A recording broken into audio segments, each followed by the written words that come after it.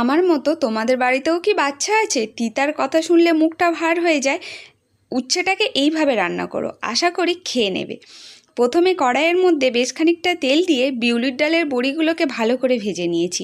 তারপরে বড়িটা ভাজা হয়ে গেলে তুলে নিয়ে ওই কড়াইয়ের মধ্যে আরও খানিকটা তেল দিয়ে বেগুনগুলোকে ভালো করে ভেজে নেবো। বেগুনগুলো তুলে নেওয়ার পরে ওর মধ্যে উচ্ছেটাও ভালো করে ভেজে নেবো। উচ্ছেটা ভাজলে কি হয় বলো তো, উচ্ছের তিতা ভাগটা একটু কমে যায়।